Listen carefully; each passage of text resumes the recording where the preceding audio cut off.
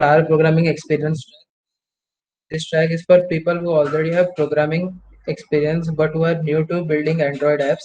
If you are new to programming and Android, consider the new to programming track. The content will be introduced at a slower pace and programming fundamentals will be explained along the way. Last time, many of you had doubt on whether or not did you get this back. So this is the link that you have to go to if you want to redeem this badge. After getting this badge, you will be going to develop a profile here to check out all the badges you have earned after completing the tracks. In track 1, there are roughly about 15 badges. In track 2, there will be 10. If you don't know where the links are, they are in WhatsApp group description. Also, the classroom code that you'll be needing to submit your screenshots will be also there in the description of the WhatsApp group. Okay, now let's talk about what you will learn as a part of this track of Android study jams. First, you will learn the essentials of Kotlin programming language, the language you will use to develop Android apps. Then you will install Android Studio on your computer and build a variety of Android apps in Kotlin by following the code labs provided in the curricula. Along the way, you will be learning the best practices for Android, including app architecture and UI development. Another goal is to introduce you to the resources for where you can continue to learn Android development on your own. Prerequisites. Here are some of the prerequisites that will be helpful for the first session of the track. As mentioned earlier, we assume that you already have some programming experience in an object-oriented programming language like Python, C++, or C. Also, the Java and JavaScript. You will also need a computer with internet connection to do this exercise in the session. Most of you will be using Windows or Mac. About the RAM, 4 GB RAM is the minimum you can go, but I will advise you to use a device which has a better RAM, since 8 GB RAM is recommended. 2 GB of available disk space and 4 GB of recommended file size that you'll be using for development. Next, we will talk about the benefits of Kotlin.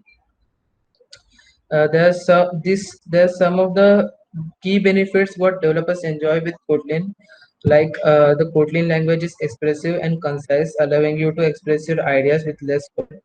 This reduces the amount of boilerplate code in your project. Kotlin helps you write safer code with features that help you minimize common programming errors like null pointer exceptions. Kotlin is 100% interoperable with Java, which means you can call Java-based code from Kotlin and vice versa. If you already have an existing Android app in Java, you can add as much Kotlin to the project as you want. Another key benefit that Kotlin offers is structured concurrency with Kotlin coroutines. They simplify background task management for everything from network calls to accessing local data, which are common for mobile apps.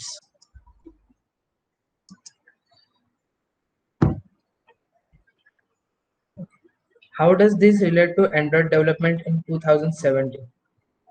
Google announced that Kotlin would be another officially supported language on Android. Then in 2019, Google announced that Android development would become increasingly Kotlin first, so that new tools and libraries will first be made available in Kotlin. To further their commitment, Google and JetBrains formed the Kotlin Foundation to protect, promote, and advance the Kotlin language. Within a span of several years, Kotlin has seen rapid adoption in the Android developer ecosystem. Over 70% of the top 1,000 Android apps use Kotlin, and 60% of the professional Android developers use Kotlin. There has never been a better time to start learning Kotlin or to take advantage of the latest features on Android. On that note, let's dive in and look at the basics of what Kotlin code looks like.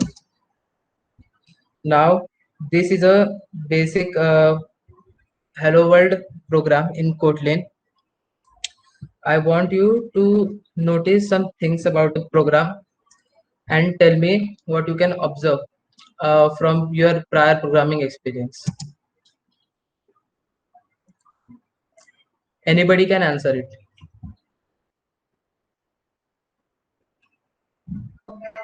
No semicolon used.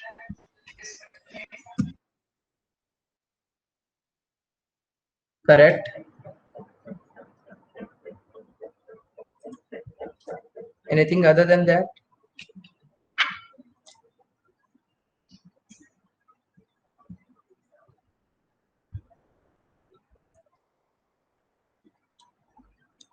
Okay, now I'll tell you. Specifically, every Kotlin program requires a main function, as you can see there. A function is declared by using the fun keyword in Kotlin, followed by the name of the method, input parameters in parentheses, and then the function body in curly braces. This function prints hello world to the console. Notice that there's no semicolons needed. The main function in Kotlin can take in arguments as input, which is an array of strings, but the input arguments are optional and can be omitted as shown above, further simplifying this short program. Now let's take a look at another program. In this program, we declare them with fun keyword as you saw before. What's new here is seeing how function parameters are defined. Following each parameter name, insert a colon followed by space and then the data type of the parameter. After the parameters, insert a colon followed by a space and then the return type of the function, which is int in this case. As you can see, it is an add function. It is taking two parameter names a and b of the integer data type, and we have specified the return data type to be also integer. It simply adds both the parameters a and b and it returns it to you. Now the second program. Within the function body, we specify the return value of the function. Yeah.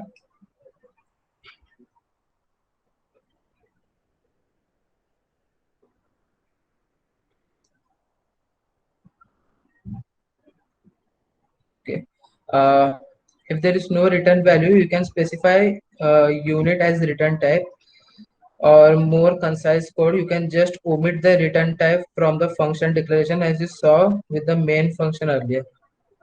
In this display function, you can see, since we are not returning anything, you can simply use the unit as the data type, which doesn't define any specific data type. Okay, now let's look at the variables in Kotlin. You can declare variables with the var keyword for mutable variables or with val keyword for immutable variables. Be sure to use var if you want to change the value it's assigned to, like a counter variable that would be updated, and use val if you need to assign the variable once. In this case, you don't expect the name to change. It's always recommended to use val over var when possible.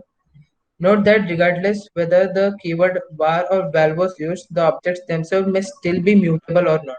For example, if you can declare a mutable list with val my list is equal to mutable list of, while the reference to the list doesn't change, you can still add or remove items from my list.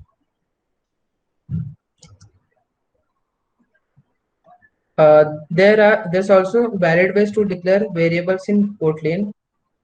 Since no data type is specified, we don't need to specify that length is an integer or that the message is a string.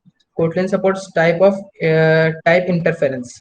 This is the main feature of Kotlin, which means you can omit the type in your code when the compiler can infer it.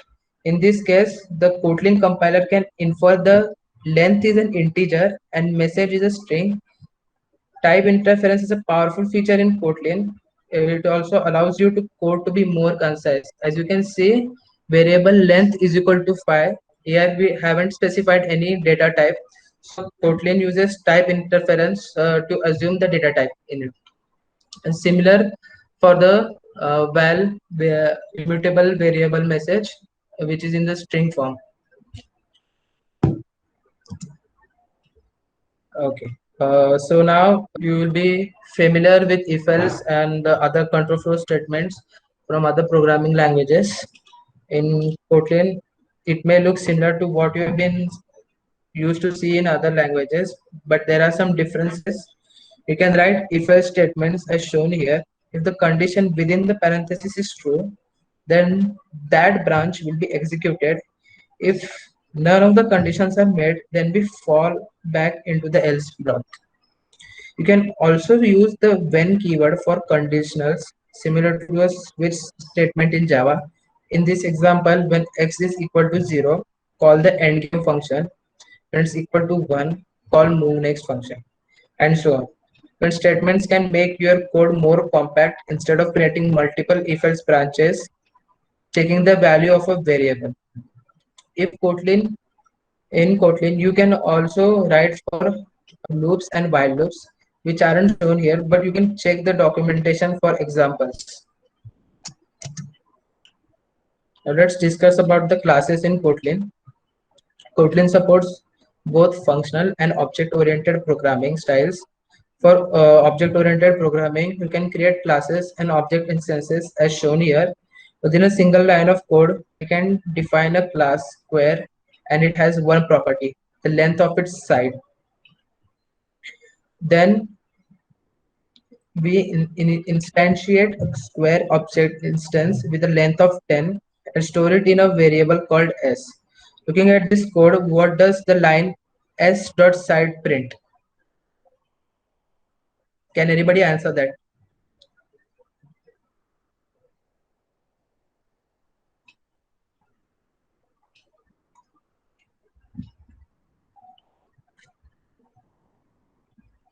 Can you tell what the 10, s.side print? 10.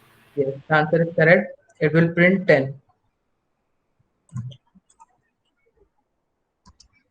Now let's look at the collections. The Kotlin standard library also offers a lot of functionality to help you manage and manipulate collections of items easily.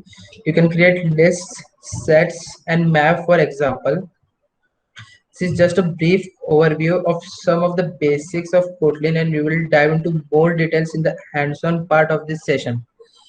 Uh, After when we are going through the track 2, Code Labs will be explaining you all of the programs much deeper, and you will be understanding more clearly. Now let's see what the prior programming experience track has. It has two parts. One is the Kotlin course, and the other is the general course you will be doing similar to track 1. So, in what is Kotlin Cons? Kotlin Cons is an external kotlinlang.org site that is developed by JetBrains. It is under the prior programming experience track. You will be working through Kotlin Cons, a set of interactive exercises in the Kotlin language website. This exercise will help you ramp up quickly and on language syntax and important aspects of the Kotlin language. If you're wondering what is a cone, it is a paradoxical riddle or puzzle. So Kotlin cones is a fun play on words. Uh, Here is the UI of the website. You will have to give, I will give you a brief tour of the interface. On the left hand side, you will see the categories of the exercise that you will work through. For this session, together work through the first three categories: introduction, conventions, collections. Exercises in the later categories, properties, builders, and generics are all optional. You can do them in your own time if you learn. Okay. Now what you will do in course. Once you click into a category and click on into an exercise, the instructions for that exercise will appear on the right hand side. You will be typing your code in the middle. Some starter code will already provided for you, and you will type your answer in the places marked as to do, and then When you think you have your answer, click the blue play button. Some unit tests will be run to verify your code. The output of this test will show below your code. If you get stuck or want to start over with the original code provided in an exercise, click the revert button. As you're working, you can call me over if you have questions. If you truly get stuck, there is an option to show answer, but use that as a last resort since you'll be remember the concept much better if you solve the code without looking at the answer. Okay. If you click the black play button in the top menu bar, you will open the Kotlin Playground, which is another helpful tool. This allows you to practice writing and running Kotlin code all within a web browser without needing to install an IDE. So you can practice your Kotlin programming skill here before starting with the Android development. Okay. What are the prerequisites for the track 2? Away, apart from the track 1 uh, prerequisites, you will also need an experience with an IDE, and you should be well versed with GitHub. Also, you will by now I assume you know how to use the Android emulator, or you how to or you know how to use uh, how to emulate your app on your own mobile using the USB cable. If you don't, I will share a video with you in the group. You can look into it, and you can use the Android ABD manager. Android Studio has the ABD manager in which you can install the emulator and also the SDK version for it. These are the apps that you will be building.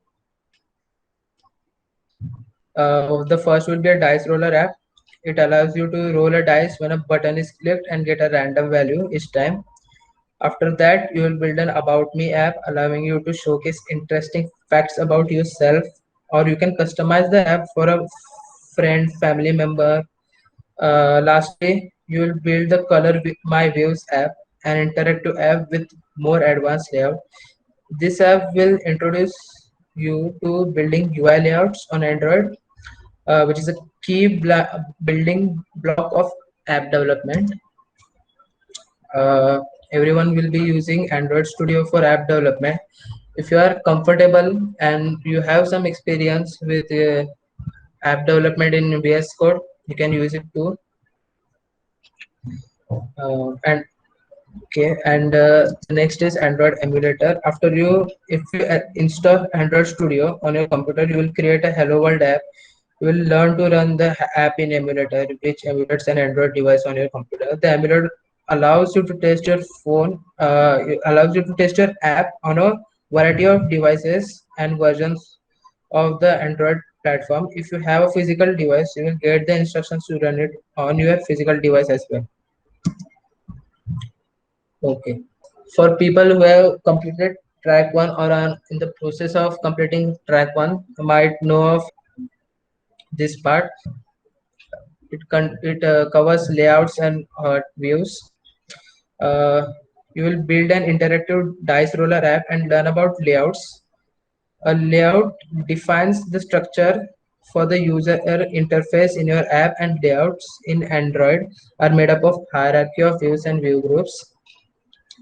And views the are provided by Android are text view for displaying text, image view for displaying images, and button to perform some action when tapped. And the view groups. Here are some examples of view groups in Android. Use frame layout when you have one view that you want to position on the screen. Use linear layout to display a row of views or a column of views as shown in the diagram. You use constraint layout for more complex layouts. You may hear the view group referred to as the parent, and the views inside it as its children. Now let's talk about XML. Declare layouts in Android using XML. For example, this is what a text view elements looks like in XML. The value of the Android semicolon text attribute is the text to display, which is hello world. The layout underscore width and layout underscore height attributes are wrap underscore content, meaning the text view will be as wide and as tall as the content inside it. Defining the UI layout in XML is one of the aspects of your app. What will be the basic anatomy of your app project? It will include a main activity resource of your app, an Android manifest file, and Gradle files. An activity will show how the user interacts with your app, and it takes care of creating a window to display your UI in. The resources are additional files and static content that your code uses, such as layout files, images, audio files, UI strings, themes, and more. Every project also includes an Android manifest.xml file. It describes essential information about your app, such as the app's packages, name, components of the app, and permission it needs access to. Android uses Gradle to automate and manage the build process for your app. You can configure the build by modifying the Gradle files in your app to specify project dependencies, properties of your app, build variants, and more. Uh, this is a quick overview of the anatomy of a basic app project. You'll have more time to dive in and explore this file firsthand in the course when you take your code labs. Uh, this is the track 2 units. There will be 2 units, 10 pathways in total, represented by each patch. Uh, and there will be 5 patches in unit 1, 5 in unit 2. Unit 1, you will have uh, build your first app, build your interactive app, and layouts in these 3 pathways. uh, Similar to the first pathway, you will have basic code labs. You will be instructed on step by step on how to code and how to organize your code in Kotlin and in an Android Studio. And there will be quizzes of what you have learned from the pathway. Okay. I'll be posting an assignment in the Google Classroom in which you have to submit the screenshot of all the badges, including the badges 1 to 10 for the track 2. After that, you will be eligible for the certificate of this program.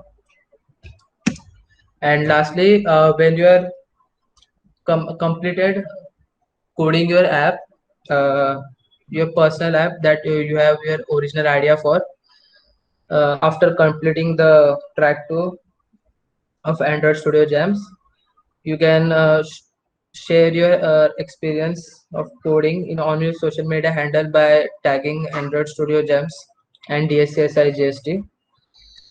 Okay, now I'm open to questions. If anybody has doubt, they can ask. Right, Sahil, one sec. I'll take over the screen.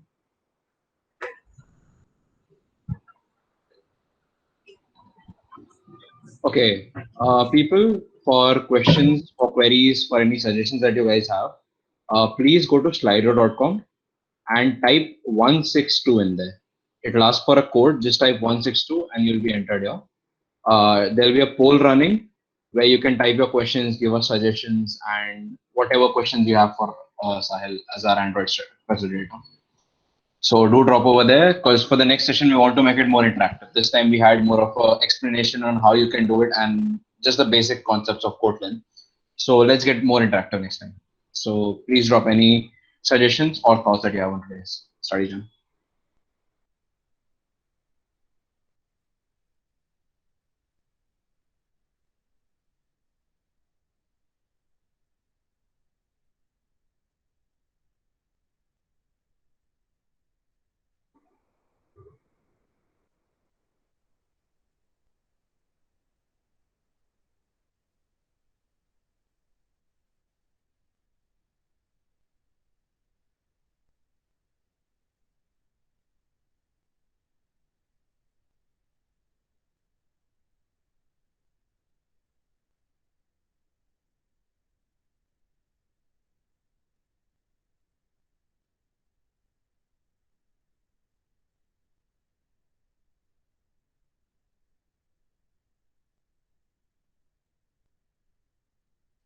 Sahil, you have a question to answer.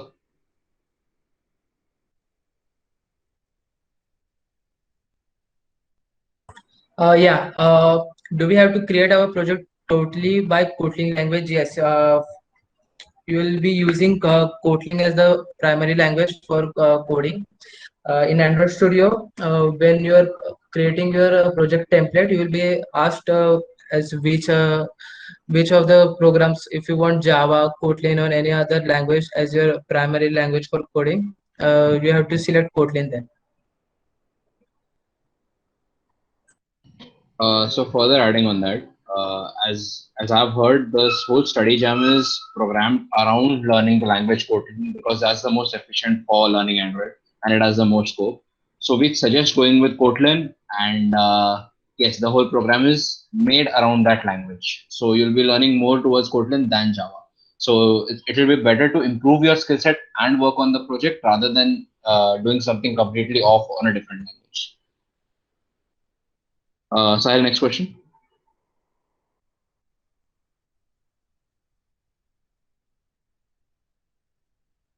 Yeah. About the next session, I'm thinking of keeping a more interactive session next time. Since both of the tracks are explained, I think after completing both tracks, we'll be having enough Kotlin language skills and knowledge, so you can start developing your own app. I want every one of you to have an idea of what kind of app you are making, so that everyone can discuss their own idea and everyone can help each other finding ways of and better methods, so making their app better and more, and the code more concise and clean. So next time, just bring in what you know and an idea that you have for making an app. It's also good if you already start coding your app, you can also show us your progress. And for more visibility, you can also host or upload your code to GitHub, so can everyone can have an idea of what project structure you are following.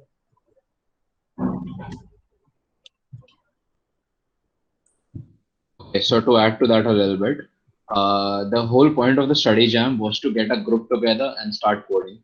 So rather than just us explaining and you guys listening, it would be much better if we could discuss. And even if you guys want, we could solve labs or the units that Sahil explained today.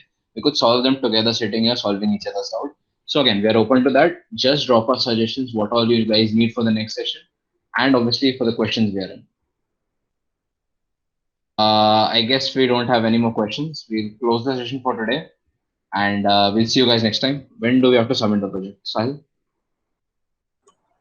Any time before January, I will be keeping the next session uh, right after New Year, probably on January 3rd January, or just right before the exam starts. Sahil, someone's asking for a lab as an example. So I think we can find one solved on YouTube and send them the link, right? Yeah. Okay, so we'll share a link for that for the lab as an example. For submitting the project, we'll most probably have until January 20th or so, before which we'll be conducting two more study jams. Because right now there's still a lot of college pressure which we want to ease down before we finally push for the project. Okay, we'll close the session here. Thank you so much for coming. For the next session, it will be a much longer one, and we'll have an interactive session then. Till then, do try Kotlin and let us know if you guys have any doubts. Thank you so much for coming.